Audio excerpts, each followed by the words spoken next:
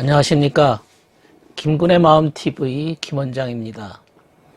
이스라엘 백성이 이집트에서 나온 지 석 달째에 드디어 시내산에 도착했습니다. 이 말씀은 출애굽기 19장 1절의 말씀인데요. 그 시내산은 모세가 떨기나무에서 부름받았던 그 호렙산맥의 한 부분입니다.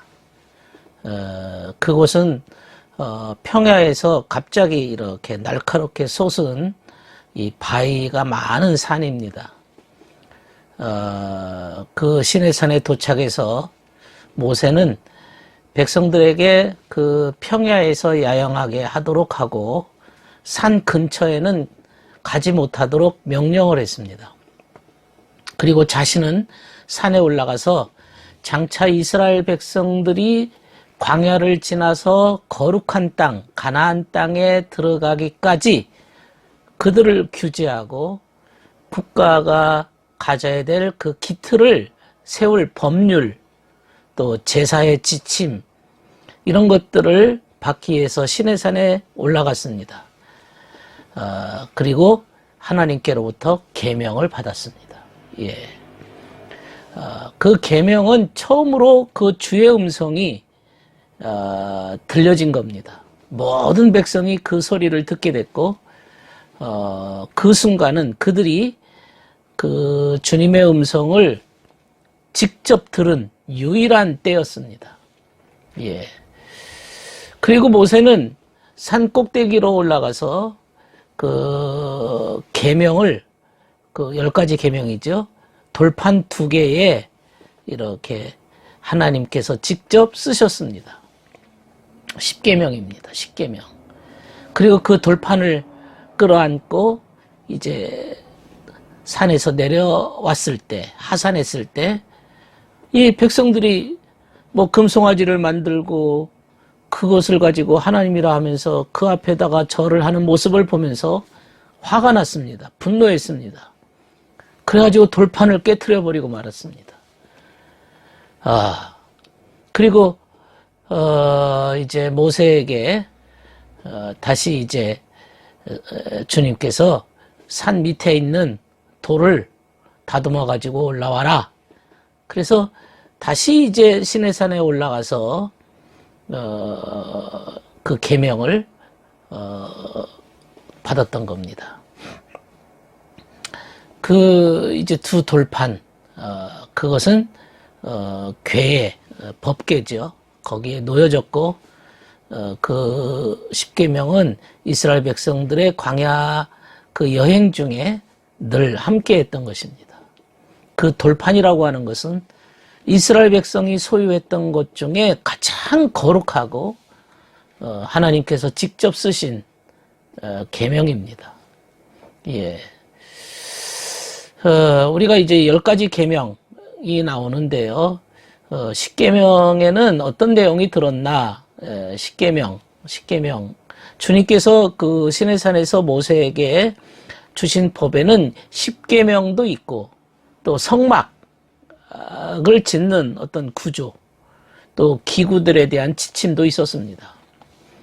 그리고 백성들은 그 광야길을 여행하면서 성막에서 제사를 지냈습니다. 오늘날은 이제 예배죠. 예배를 드렸던 겁니다. 그리고 성막은 이스라엘 백성이 머물 때는 성막을 중앙에 치고 이스라엘 백성이 이동할 때는 함께 이동을 했습니다. 예. 그 모세가 받은 그 지침에는 어떤 지파가 성막을 관리하고 운반할 건지, 또 그 성막 그들의 여정이 멈추고 또 이렇게 출발할 때는 그 각 지파가 성막을 중심으로 어떻게 배열을 하는 것인지에 대한 내용도 담겨져 있습니다. 아주 세세한 거죠. 성막이 진을 칠 때는 중앙에, 행군할 때는 대열의 중앙에 또 위치해야 된다. 이 말은 이 성막은 오늘날의 예배거든요. 예배가 우리가 어디로 가든지 간에, 또 무엇을 하든지 간에, 마치 이스라엘 백성이 성막을 중앙에 놓고 움직였듯이 우리도 역시 예배가 우리의 삶의 중앙이 되어야 됩니다. 중심이 돼야 됩니다. 예배 떠난 삶이라고 하는 것은 그것은 마치 이스라엘 백성이 성막이 없는 그냥 맨몸 뚱아리로 움직이는 것과 똑같은 거죠. 예배가 그렇게 중요한 겁니다. 사실 많은 이제 성경에 대해서 이렇게 이제 신화로 여기는 사람들은 이보다도 먼저 함무라비 법전에 그 십계명의 그 내용이 발견됐다. 그래가지고 성경의 이야기는 하나의 신화다. 그렇게 말을 하기도 하는데요. 그러나 주님께서 인간에게 주신 신성한 겁니다. 인간이 만든 것이 아닙니다. 여기 십계명이라고 하는 것은 하나님이 인간에게 우리에게 가장 인상적인 방법으로 시내산에서 주신 거예요. 그리고 그 십계명에는 어떤 원리가 들어있느냐. 십계명이라고 하는 것은 사실 우리가 사회생활을 안전하고 행복하기 위한 가장 기본 원리입니다. 기본, 아주 추추들과 같은 겁니다. 그런데 우리가 이제 십계명에 10가지 계명이 있는데 그중에 우리가 잘 알지 못하는 2가지가 있습니다. 한 가지는 1계명에서 4계명까지의 이 계명이 주로 이제 하나님에 대한 계명인데요. 이 나머지 모든 계명을 끌고 있다는 것을 우리가 알아야 됩니다. 그러니까 하나님 없이는 무슨 도덕이든 뭐 이웃에 대한 의무든 이거 할 수 있다고 주장할 수 없다는 거죠. 예. 주님을 중심으로 주님께 예배하지 않으면 우리가 행하는 선이든 우리가 행하는 어떤 도덕이든 윤리든 이것이 다 자기 만족에 그치고 만다는 거죠. 그래서 1계명부터 4계명까지의 그 하나님에 대한 그것이 가장 최고의 중심축이다. 이게 없으면 자기 만족이요, 자기 스스로 높아지려고 하는 의로움이고 이러한 생각들은 결국은 인간적인 것에 그치고 만다 그랬어요. 주님께서도 나 없이는 너희는 아무것도 할 수가 없다 이렇게 하신 말씀을 우리가 명심해야 되는 것이죠. 2번째 또 다른 하나는요. 그 십계명 속에 들어있는 그 속 깊은 뜻이 있습니다. 그러니까 이 십계명을 단지 문자적으로만 이렇게 법률적인 그런 부분만 생각하는데 그게 아니고 예컨대 내 부모를 공경하라. 그것은 이제 부모라고 하는 것은 우리가 삶에서 혈육의 부모 아닙니까? 그 부모에 대해서 존중하고 순종하는 그 의미가 담겨져 있는 거죠. 내 부모를 공경하라 했으니까. 그러나 더 깊은 의미가 들어 있습니다. 우리의 진정한 부모가 누굽니까? 우리의 진정한 아버지는 하늘에 계신 아버지. 우리의 진정한 어머니는 교회 아닙니까? 예. 그래서 그 깊은 뜻을 의미를 찾아야 된다는 거죠. 그래서 이 십계명을 통해서 우리가 천국적인 삶을 재건해 나가는 거죠. 이 세상에 살아있는 동안에 교회를 경외하고 하나님 아버지를 경외하는 것이 없다면 그저 하나의 윤리 도덕으로만 이렇게 멈추고 만다면 우리의 본질이 천국적인 것이 아님을 알게 되는 것이죠. 그러니까 결국은 이 의미는 뭐냐면 십계명이라는 것은 이게 사회생활 법이라고 하는 거 이것이 결국에는 주님 앞에서 사는 거다. 도둑질하는 것도 그저 남의 물건 훔치는 그 정도로 끝나는 게 아니라 주님 앞에서 하는 겁니다. 타인의 소유를 훔치는 것은 그것은 상식적으로 보면 인간적인 것 같지만은 그것도 다 정도 차이가 있고 가장 나쁜 것은 주님의 것을 훔치는 것이고 그것은 다 주님 앞에서 하는 것이라는 거죠. 주님을 인정하지 않는 게 없다는 거죠.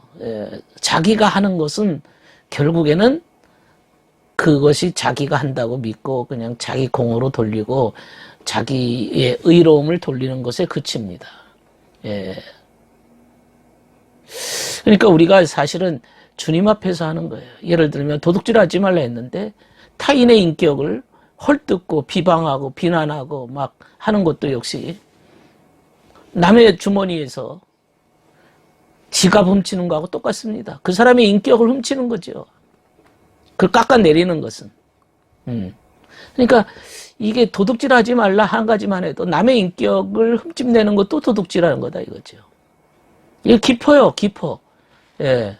우리가 이 속 깊은 뜻, 의미를 항상 그 주님의 계명을 생각하면서 이것도 십계명의 어느 부분에 해당할까라고 하는 것도 생각해 봐야 되겠죠. 우리가 이 십계명 생각하면 우리가 주님의 뜻을 어떻게 분별할 수 있을까요? 간단하게 말씀드리면 계명을 먼저 곰곰이 생각해 봐야 됩니다. 내 하는 선택이나 내 하고자 하는 이 일이 이게 계명에 반대되는 건가? 혹시 이 10가지 계명 중에 어긋나는 게 있지 않은가? 스스로 질문해야죠.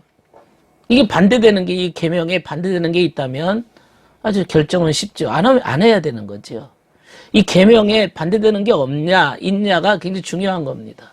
10가지 계명이 가장 기본이거든요. 그 다음에 또 이제 하나님의 뜻을 분별하는 방법 중에는 이것이 5계명부터 10계명까지가 이제 이웃에 대한 이야기 아닙니까? 그래서 다른 사람에게 유익한 일인가 이겁니다. 예. 다른 사람한테 유익한 둘째 부분이죠. 돌판의 둘째 부분입니다. 마음의 계명을 두고 이웃을 섬기려고 하는 원칙으로 우리가 삶을 꾸려나간다면 이건 주님의 뜻에 합당한 것이죠. 선택해도 되는 겁니다. 그건 주님의 은혜 가운데 있는 것이죠. 그것은 주님의 섭리가 우리 속에 있게 되는 것입니다. 확실하게 되는 겁니다. 모세가 시내산에서 십계명을 받은 것, 오늘 모세의 철로 여정을 통해서 이것은 오늘날 우리에게도 내 마음속에도 주님의 계명이 어떻게 실천해야 될 것인가. 부자 청년이 주님께 왔을 때 내가 어떻게 영생을 얻겠습니까? 그랬을 때 주님께서 계명을 지켰냐? 그래서 너가 둘째 계명이 뭐라고 얘기했느냐? 이렇게 먼저 이웃에 대한 둘째 계명을 물어보시고 그 다음에 하시는 말씀이 그러면 모든 재산을 팔아서 가난한 자에게 나눠주고 너는 나를 따르라 이렇게 말씀하셨거든요. 이 계명이 너무너무 천국적인 것이고 우리의 가장 기본적인 천국의 틀이라는 것을 말씀하고 있습니다. 들어주셔서 감사합니다.